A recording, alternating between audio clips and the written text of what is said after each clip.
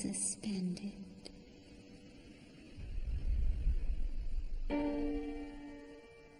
Swelling flesh with liquid memory.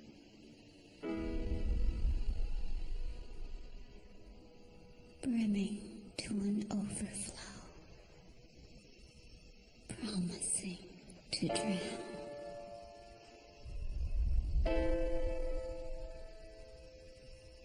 The cup is full. You cannot drop another drop. Not one more joy or sorrow.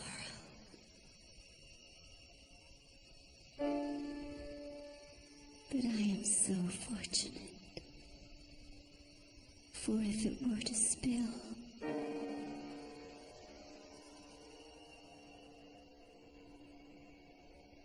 they could fill it again. With all that has happened, I remain blessed.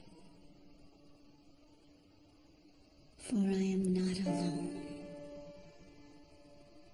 or helpless, or abandoned.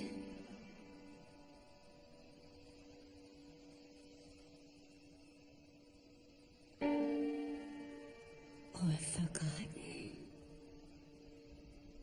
You're not dressed for this. We should move inside.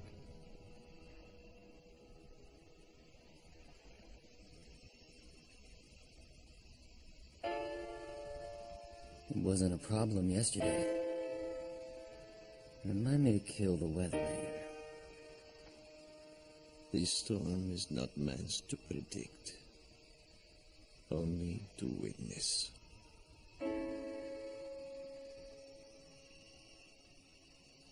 Shandala, are you coming?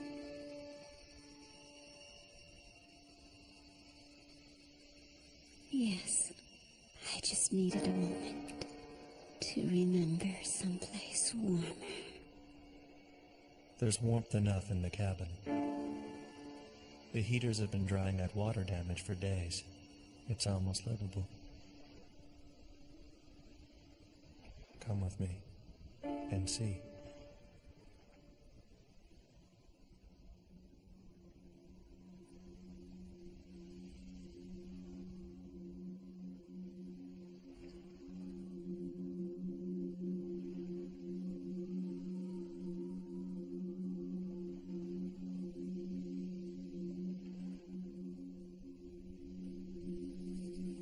Pardon the smell.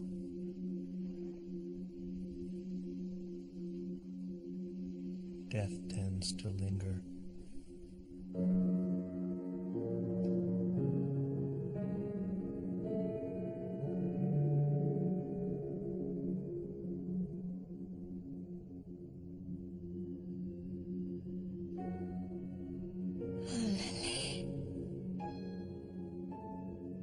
This feels like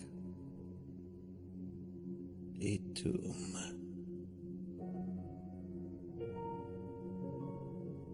Looks like a lot of repairs to make. Is your crew helping? No. They were caught below deck when we lost Shandala and capsized.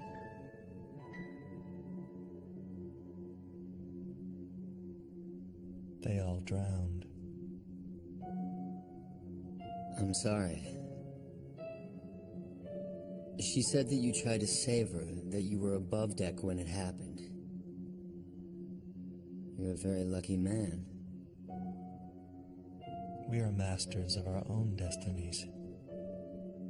I survived because I had to. It was my purpose. But it was your crew's to die? Apparently so.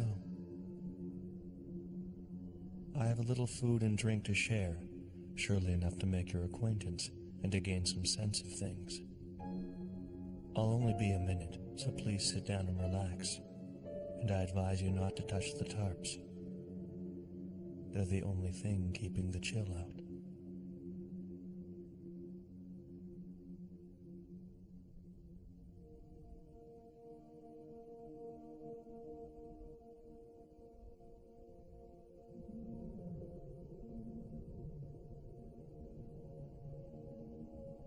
I hope your friend is ready for a long night. I'm in a sharing mood. It's just too bad this thing doesn't pack a polygraph.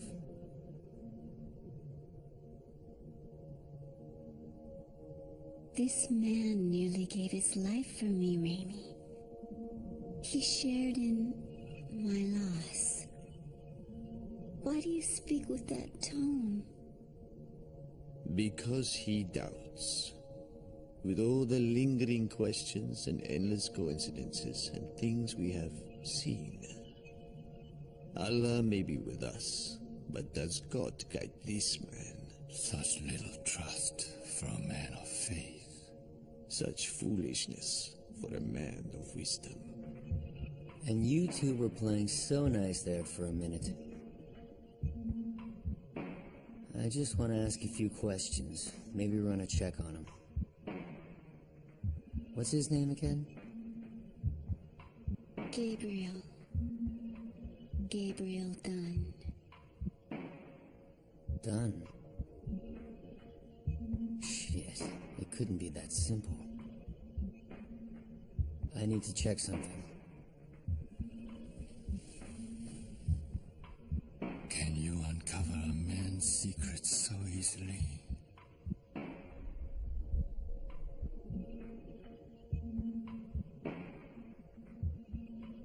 Can you lay him bare in the sun? All things must one day kneel in the light. Sunscreen check, knee pads check. You've brought bread and wine. Apologies to the host, but I do not drink. Well, be it a matter of personal or cultural limitations, I take no offense. But it's only a sparkling grape that somehow survived in the galley, procured on one of several jaunts to Brazil. Nothing to offend the gods or the kidneys, I assure you. Shandala, please join me at the head of the table with your friends, so we can raise a glass together.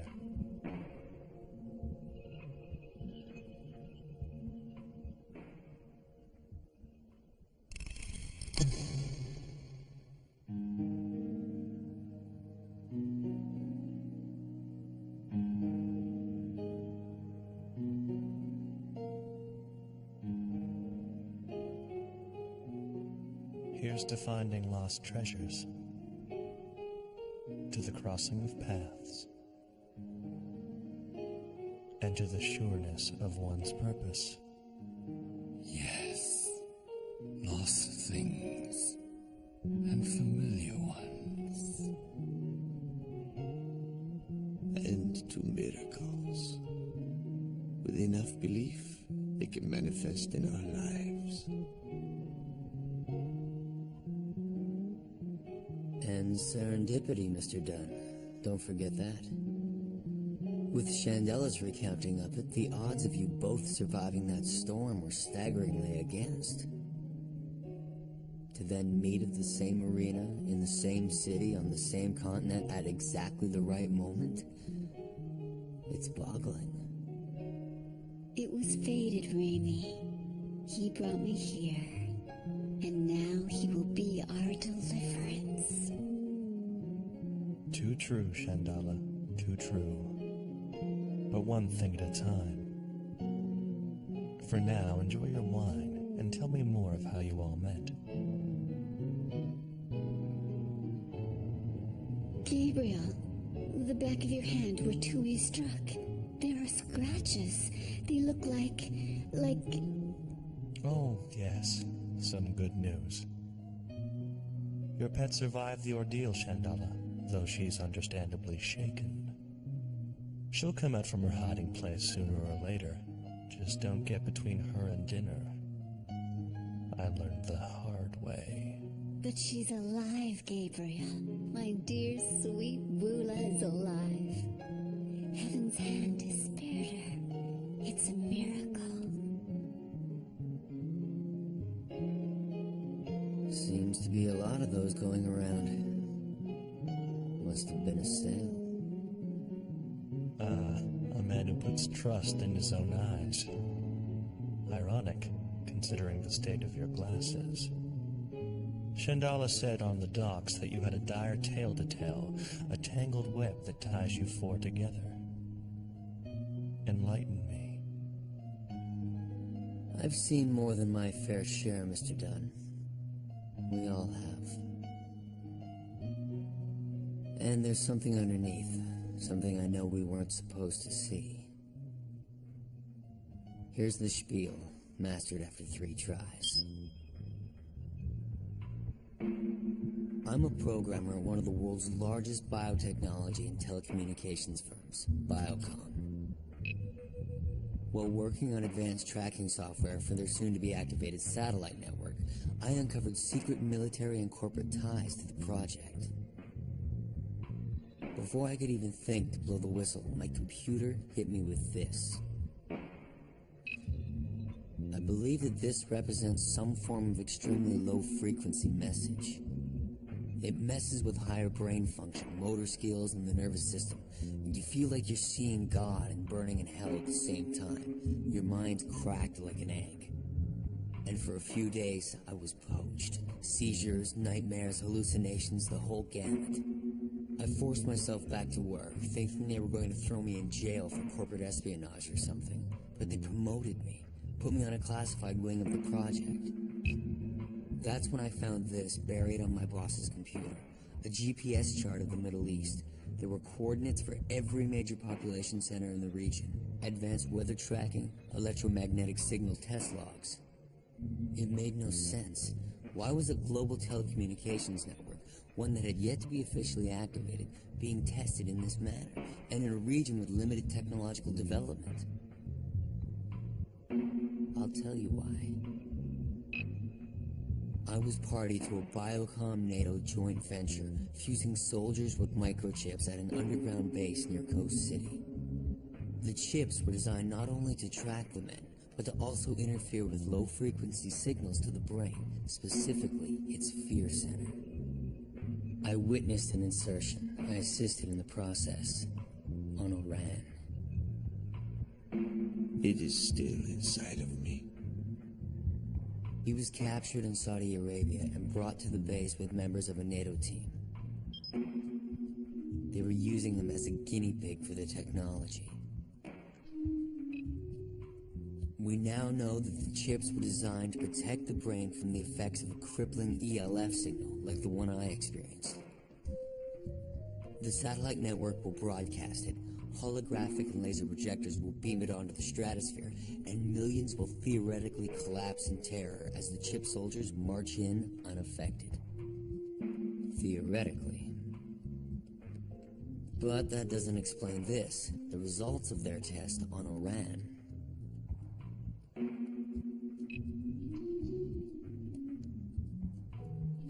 It says that his heart rate, blood pressure, and brain activity remain normal during broadcast. I've checked the time code and coordinates for the test. It happened when I was with him.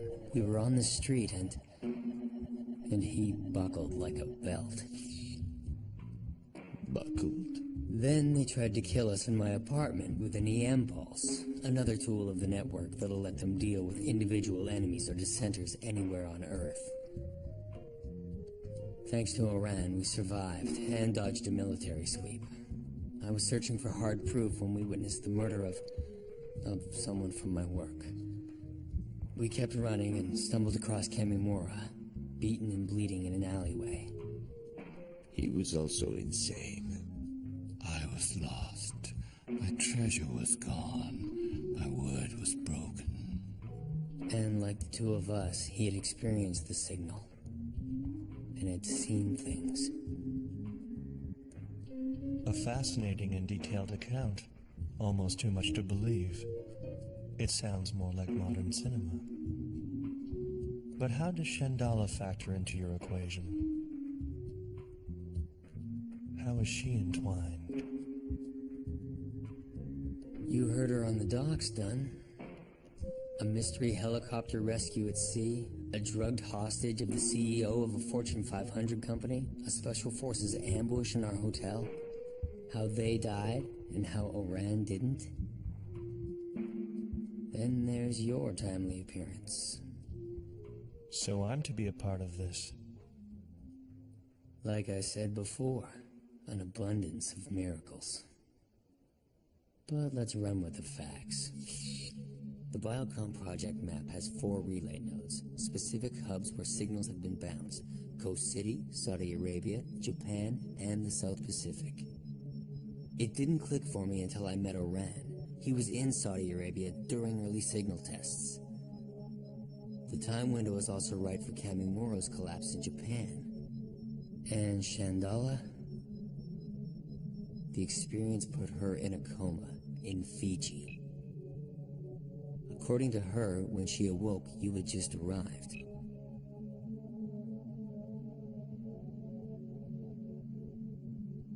You were under the employ of a powerful man from the West, and charged with finding and returning his lost daughter to him. She had been lost at sea nearly 20 years prior, if I remember correctly, and I do. That time frame pops up again in corporate documents tied to the project, from the same company that mass produces the chip, from Amaxon.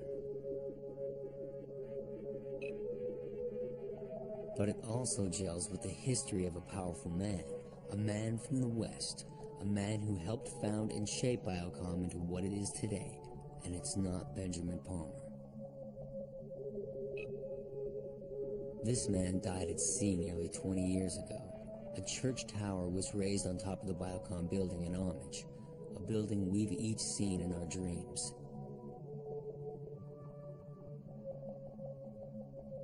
And the project I was assigned to, the one that binds us together and cost me the life of the closest thing I had to family, it's named after him. Lear Spec Silo. So tell us, do you know anything at all about this man? Do you know anything about Lear Dunham? Mr. Dunn? A bit before my time, friend, but I'm well read. He had many labels: scientist, philanthropist, eccentric, saint. But does this Lear somehow reach from the grave? Shape world events with ghostly hands? Fund me with chains and bone and tarnished copper? Did he even have children? What do you think, Shandala? Does this sound like a father to you? I don't understand what you two are saying. Your words are muddy. Your tones are hostile. These plans and machines and horrible men, they are meaningless if we leave. Nothing can harm us in Lomalagi. It is too far from this world. But we must leave soon, Gabriel. In due time, Shandala. We're at a turning point. What are your thoughts on the matter, priest? What do you know of this Lear Dunham? I do not. Oh, come now, that pause smacks of knowledge. Do you know something, or did the beating you receive have lasting effects? Is there something you are hiding from us, old man? Oh God, not this again. It needs to be asked. And you need to get level. Is he your keeper? It Please. is not your place to ask. Nor yours to comment. Just answer the question, Dunn. Which one? Please. You know which one. And if I don't have an answer? Please. This is fruitless. None of it matters. I thank each of you. You have helped me in countless ways, and I would be lost without you. But I know my path now, and it may not be yours to tread. If these matters rule your hearts, then perhaps you should stay. But there is only pain for me here. I vowed to return home, Gabriel. I gave Papa my word. Will you help me keep my promise? I'm sorry for the distraction, Shandala. Nothing gets the blood flowing like a good debate. Let me clear the table, and then we'll speak of journeys and promises.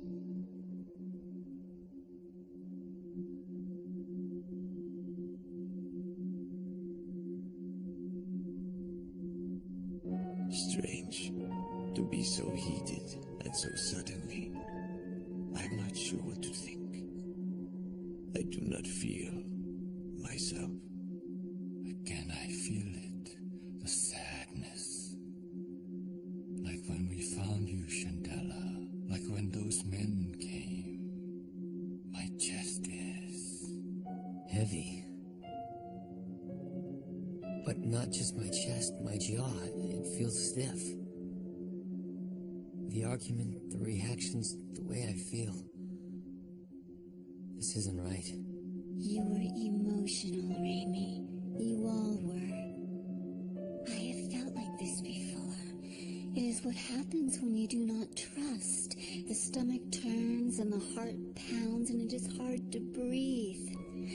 I am moved by your concerns, but Gabriel is a good man. He will not steer us.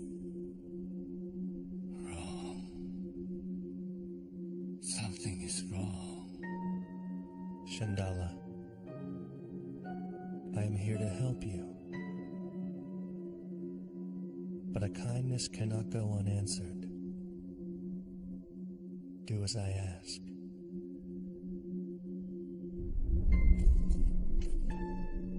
And look at this. My arms. I can't. Strange. Must be the curare. Breathe. Must breathe. Sudden, like before. God. Like Sandra.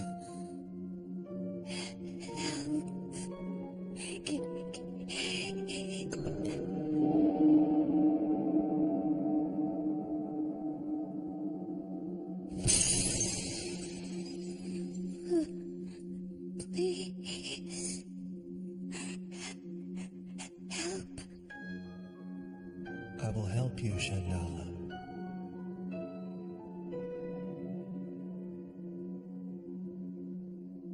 That is my purpose. To help you see.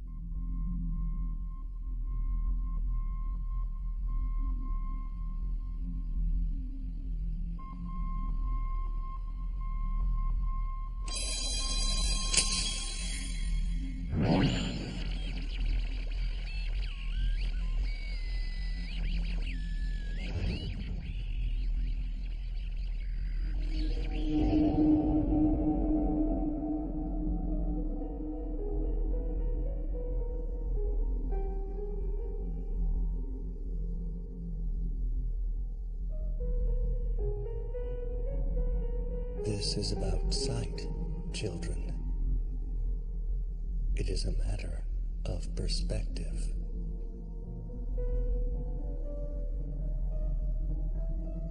Lies are simply truths.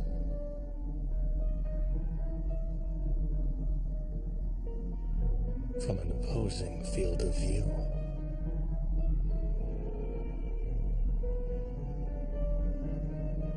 In an unseen world, the act of perception causes shifts.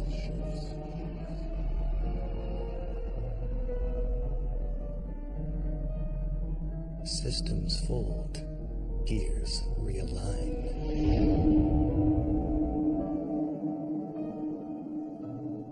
And we must change our vantage point in response.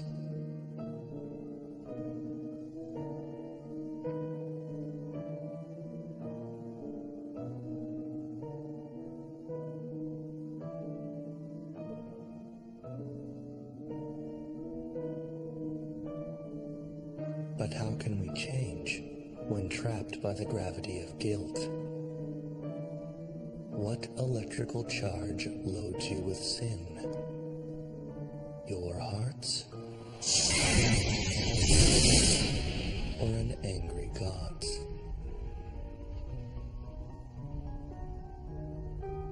A philosopher asks, how can we know the world if our senses are imperfect? But our question is different.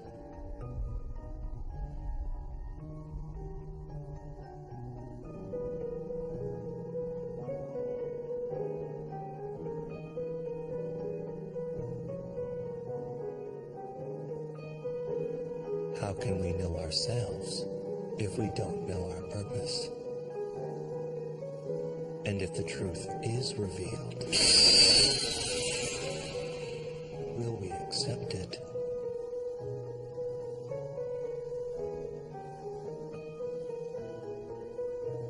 If your eyes are open, if you are ready, then the truth overtakes you.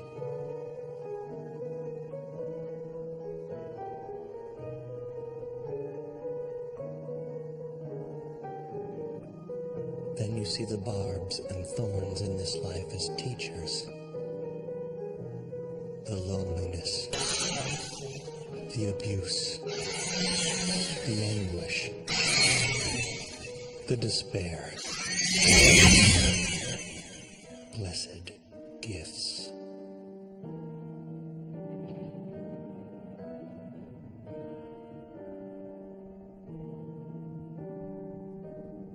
We are hardened, purified. 1,000 hammers on my sword. 1,000,000 cuts in my diamond.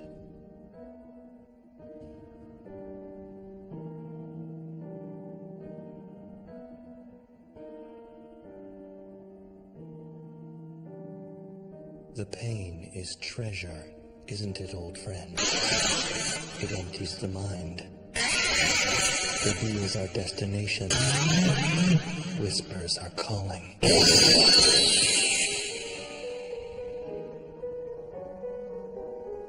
And the soul comes full circle. A sect of Buddhists says that the soul's journey has 3 paths.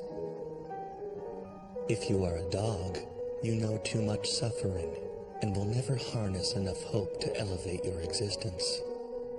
If you are a god, you live with excessive joy and will never learn the painful lessons needed to advance.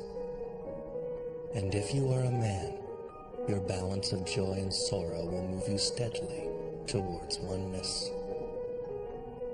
But could there be another state? Could the soul have a 4th path?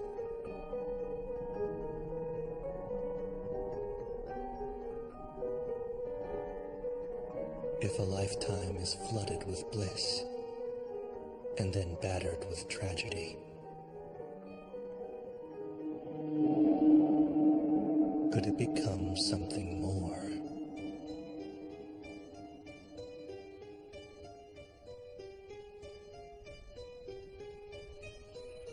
God is watching, children, and the angels are standing to sing. Hear their song in your skulls. The choir of the fallen.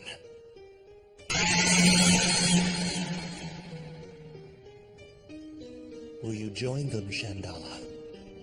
Will your voice become thunder? Or will you run with the meek and flee your fate for oblivion? Either way brings suffering. but it can tip the great scales when pain has purpose.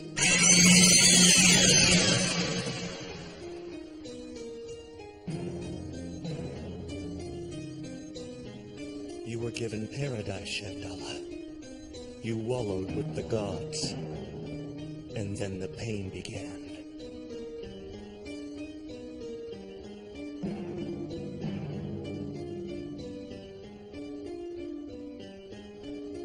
He tried to ready you. He said you would remember, but still you hide.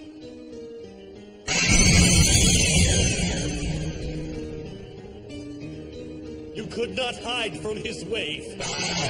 You could not flee his tempest.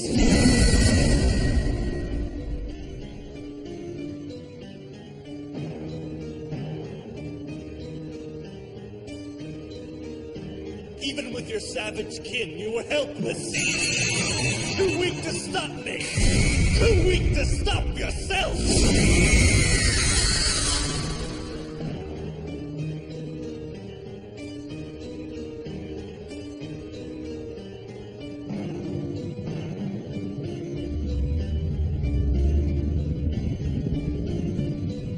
You are a shell. A pale and withered husk. They could not see your flaw. They could not give you purpose. They were blind to the power of a woman.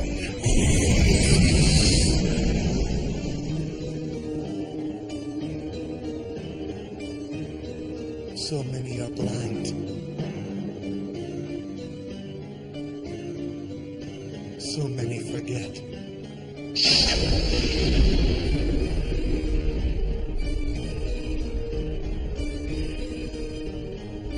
They forget themselves, their promises, and the debts from their past.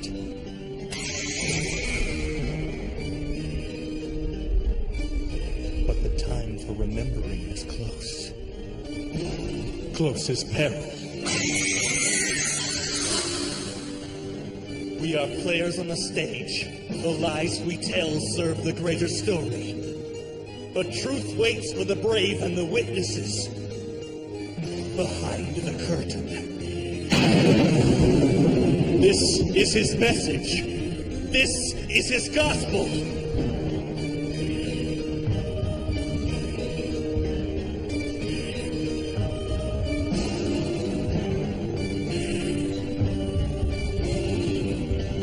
He gives it to you. The Father comes to the Son. He comes with the gift of a mother.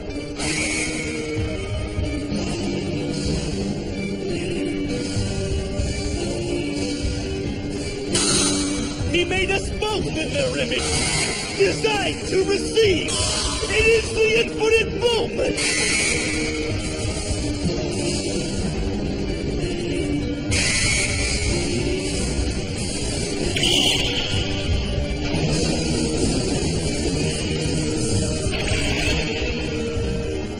Remember!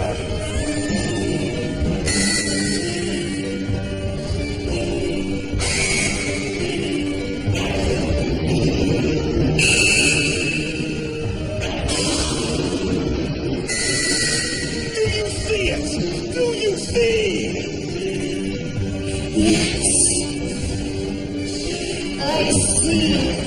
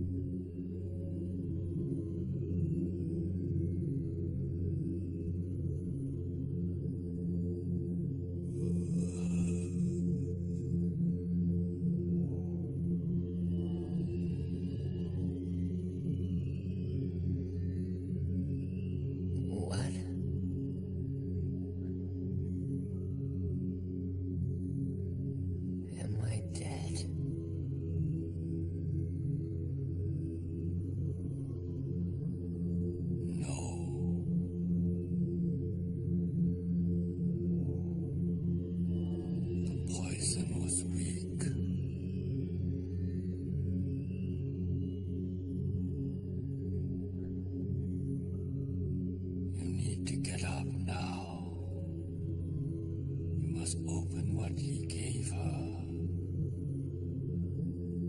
Do as I ask.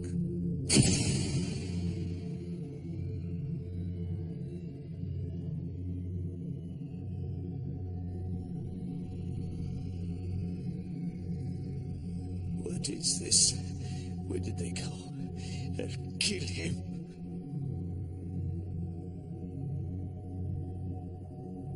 They are gone. But here is something.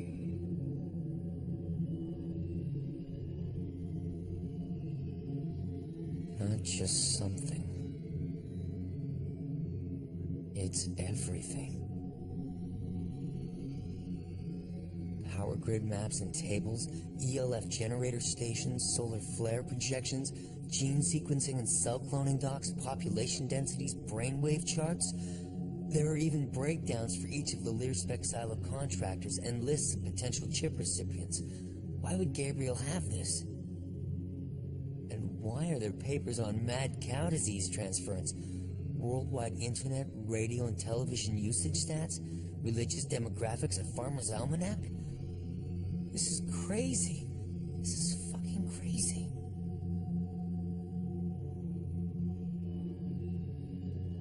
Does it say how we are all involved? And Shandala, does it explain what she did to me or to the soldiers? Does it explain the miracles?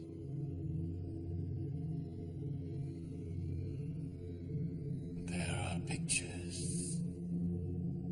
They have been watching for a long time.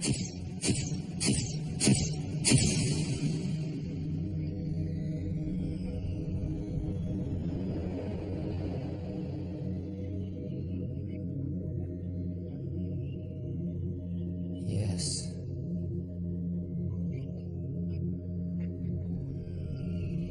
And I think this erases any doubt.